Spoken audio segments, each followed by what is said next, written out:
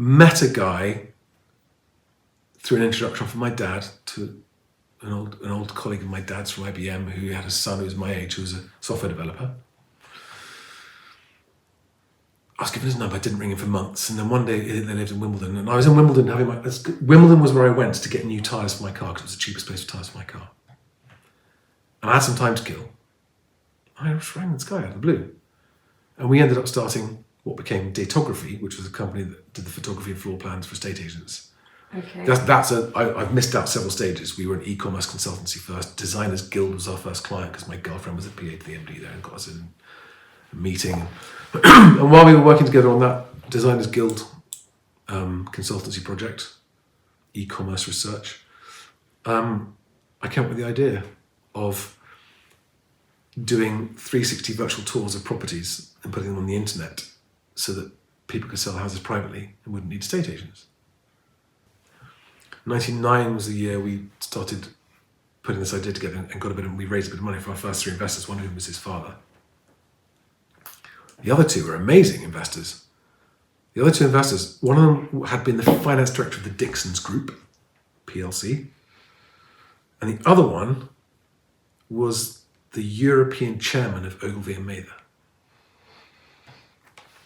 who was the only investor I ever had who didn't do it for the money.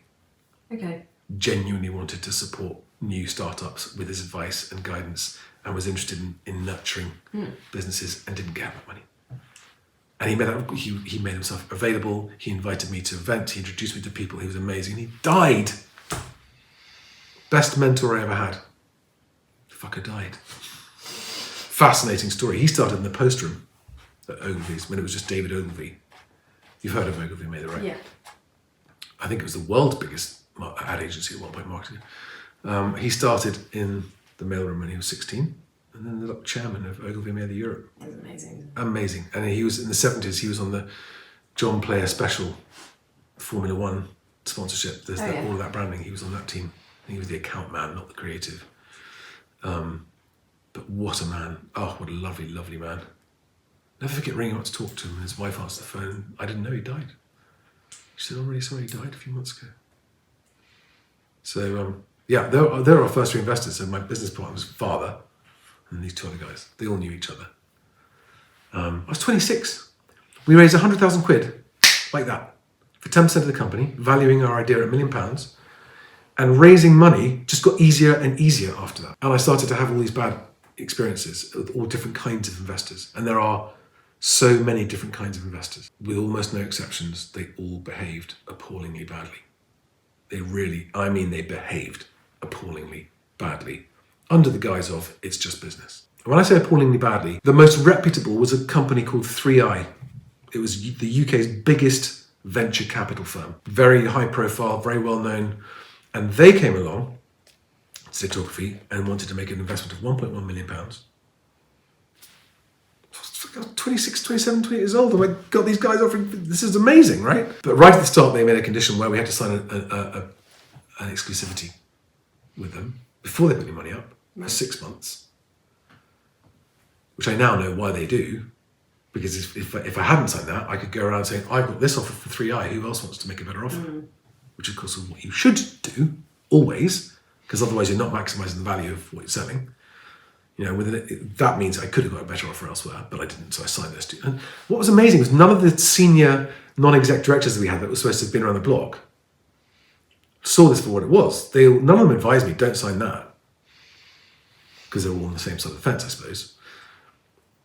But 6 months later, on the day of signing, remember this guy's name, Jonathan Boss. He was a good guy, but he was an employee of a bad guy. And he and I got to know each other working over 6 months, putting together forecasts and spreadsheets and business plans and all this kind of stuff, you know. And I really liked him. And he was a straight guy. This is an example of one of my big problems with corporations, when corporations expect you to be dishonest as part of your job and require you to be dishonest as part of your job. On the day of signing, of completion, the day that I was going to sign the paper and the money would be transferred into our bank, I go to the 3i offices at Waterloo, right near Waterloo Station they were, I'll never forget, go up to his office. What a great day, right? No one else came, everyone was too busy. We were so busy growing, it was like the company was just taking off, leaps and bounds. I sensed he was off. Something was off, right? He wasn't looking me in the eye. I was like, dude, what's wrong? Like, he was just uncomfortable. Had the paperwork. Here's the paperwork. Yeah, I've just got to sign this and everything's fine. We just made one, and we just made this one small change. You might want to just check this small change we've made. And the small change was that could have been in there from the start. If for any reason you don't achieve within 5% of your forecast, this clause triggers, which immediately releases 30% more of the company to us, which would give them total control. I looked at him. He'd gone sheet white and was swallowing because I could just tell he knew that what they'd done wasn't okay. I just tore it up and walked out. And some people might say, I should have consulted my partners first. I wouldn't have taken that money if all of them had said we should do it. And at that point, I still had a controlling shareholding. Well, me plus one other guy did. So why do they have to fuck young people over? Why do they have to own you? Why? I just don't get it. 22 years ago that happened. And I've just seen the same behavior again and again and again. I met one other guy that I never got investment from that I thought to myself, you are a man I would take investment from. You are someone that I absolutely trust. But never ever got, it's just the opportunity never came around. And then I had, then we had these other guys, because I turned that one down, we then had to get more money from somewhere else, and the money that came in was from sort of quasi-private, they were angels, but they were professional. They had a little fund, half a dozen of them with their money put together, and then there's one guy that they employed, he was an ex-East End boxer, but he was just a wily, tricky guy, and they did something called a convertible loan, which is that they lend you money for a period of time, after which you either pay them the money back with a bit of interest, or their loan converts into shares. And that's okay, that's agreed up front, right? But again, naively, I didn't understand one of the clauses in the contract. And what happened after a year was that this boxer guy comes around. And we worked our asses off, and the company was flying, but it wasn't making a profit because it was growing so fast. We'd opened an office in Australia. I'd gone out there from a phone call I'd had to Australia and signed Sydney's largest estate agent, McGrath, for 25% of the market, and I'd signed them up to our service because they'd read about it happening in London, what we were doing that no one else was doing, wanted it in Sydney. And that was a £500,000 a year contract. And I was still in my, 29, and I was delivering results. I had conceived a concept that no one had done. I had delivered the operational side of it. I'd won us clients. We had another guy helping to win clients, one of the other partners actually. But I would always go and close the deal. So the guy would open the doors, I'd go in and close deals. So I was delivering customers and I was delivering product. And I was too young to understand how to make a profit. I thought, I'll do the sales, finance guys will do the rest, right? And I hadn't learned the lesson. Anyway, this guy sees that the company's doing nicely. So what does he do? A clause in the investment agreement said that he, for any reason, can call his loan back, and with 30 days notice. And if you can't pay it, then he converts and gets even more shares at a penalty rate. So this is how this investor rewards our performance, right? Where we're delivering and growing and succeeding. He pulls a stunt like that. Either you pay this money back in 30 days, or I take control of this company. And the investor behind it, this guy was an employee of the investor. The investor this is legal? Yeah, totally. He's just points to a clause. And again, I'm in my 20s. What the fuck do I know about these investment clauses? I've got all these senior advisors around me. None of them spotted it. You think they've got your back. You think, why am I paying you senior guys? Because you're mentoring me, you give me advice. You are here to provide the wisdom to avoid this kind of trap, right? It's awful, isn't it? I can see a pattern. Is that people always want to screw you over. Especially if you're succeeding. They want to take control. It's men and their willies. It is pathetic. And it is that. They don't need the money. No. They're already rich enough to be risking money, gambling money on your company. It's pure ego, which is infantile. It's just, to me, even a grown man that's doing that, you're still a fucking child. You haven't grown up and understood that is not an end game. See, this is good because I'm seeing that you're you're focused, you're determined, you work hard, you succeed, and yet someone's batting you down through the entire journey. So this guy comes along and says, pay me back in 30 days or I take control of your company. And I said, literally, I will find the fucking money. I've got 30 days. I will find someone else to pay you off and they can take over your shareholding.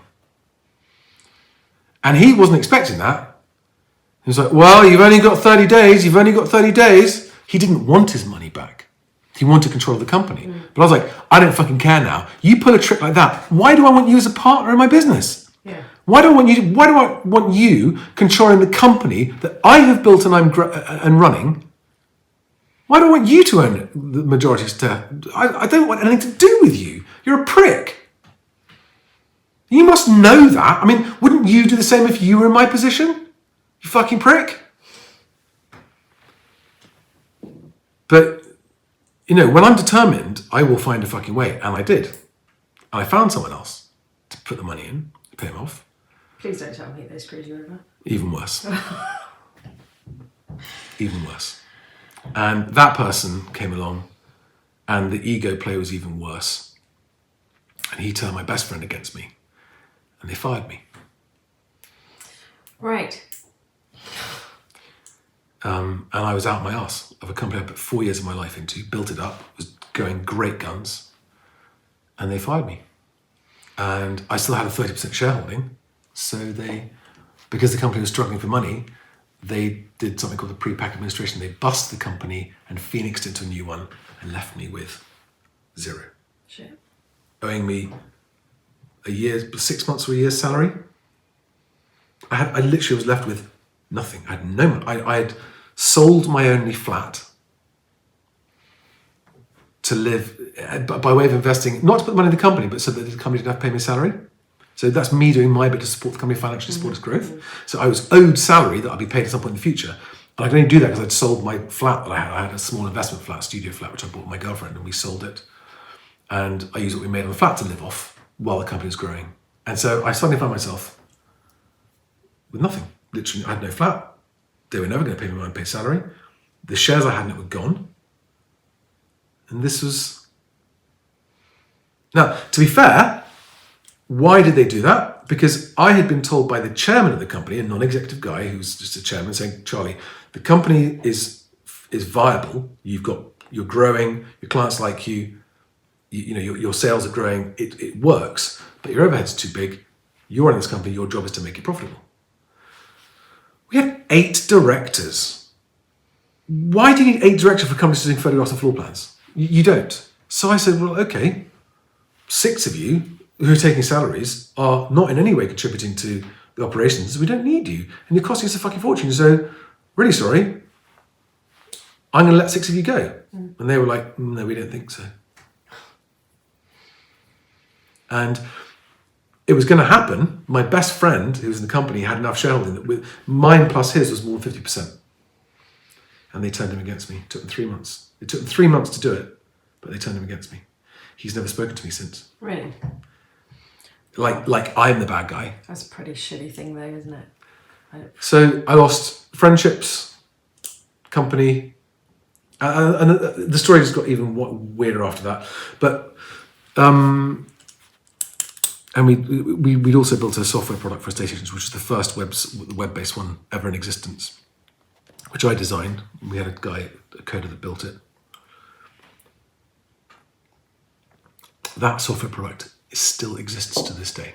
Does it? Yeah, there are still customers, agents using it. That's how low the bar was and still is, that a 26-year-old guy with no experience in the industry can come up with. Can you patent things like that? Is that yours, technically? In theory, you can patent stuff. No, not if you're employed by a company that belongs to the company, which is a very good question and will explain a lot about the way Best Agent is set up. It was the worst thing that happened to me. I felt like I'd had my identity ripped from me.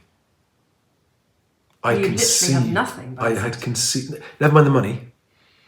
It never even occurred to me that the company that I founded and grew and ran could be taken away from me. Never even occurred to me.